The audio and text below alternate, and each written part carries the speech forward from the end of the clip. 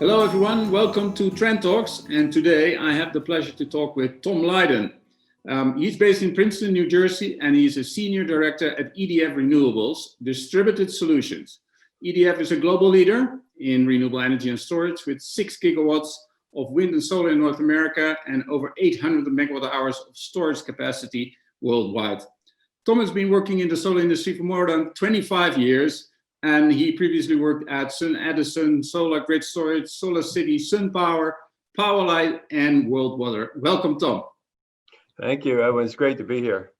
Thank you. Pleasure, Tom. So what do you see, Tom, as we jump into a question, the impact of the current pandemic on grid storage project development?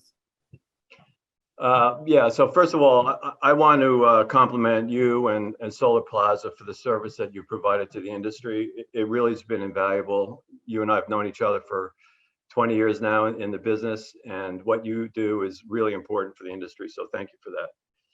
Thanks, Tom. So I think a pandemic has highlighted a lot of weaknesses across the board, right? Political, medical, and certainly in energy.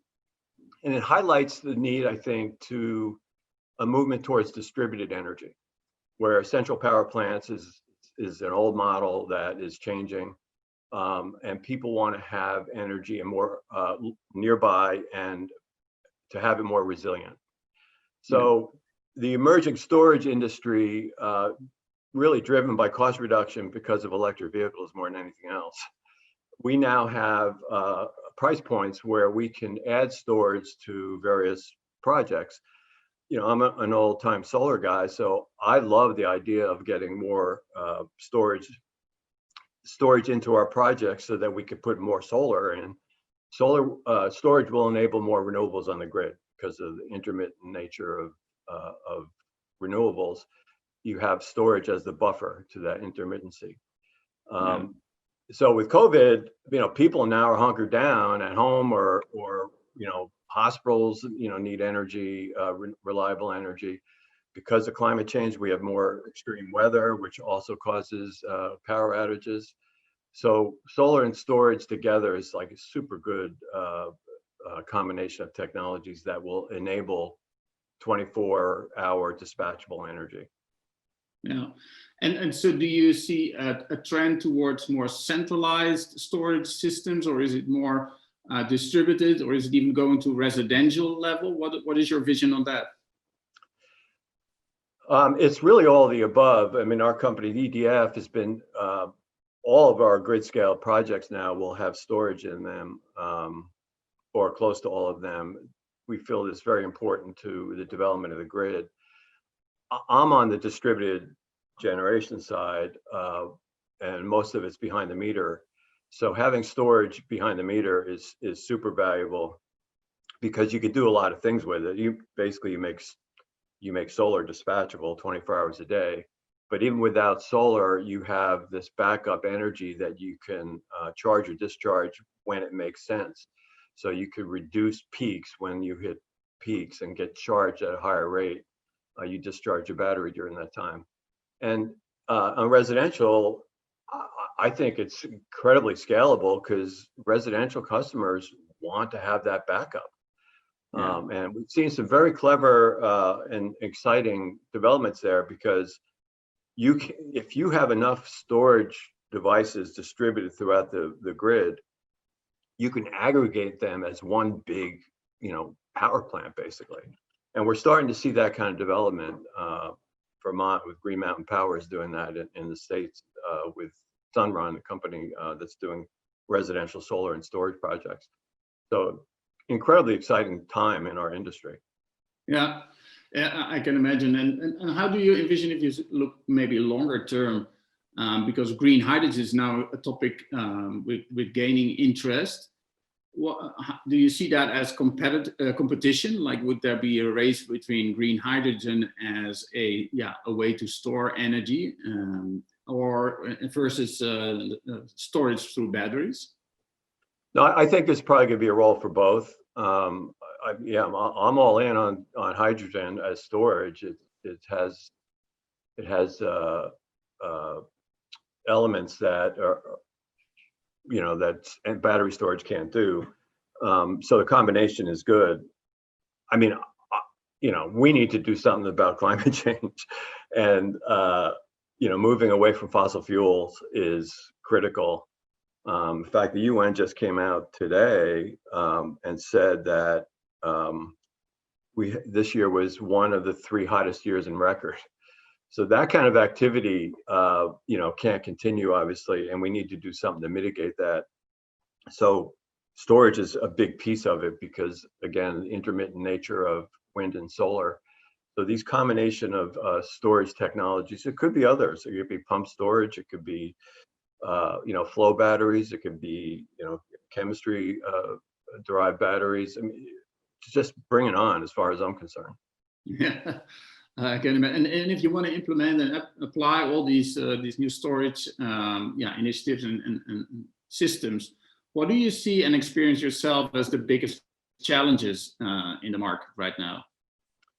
Well, the main one, just like with solar, is price. So as costs come down, there are more and more applications that we can get financed. So that's the number one challenge. The other is regulatory. We're moving away from this central power plant paradigm to one that's distributed, and that's a very different model. Yeah.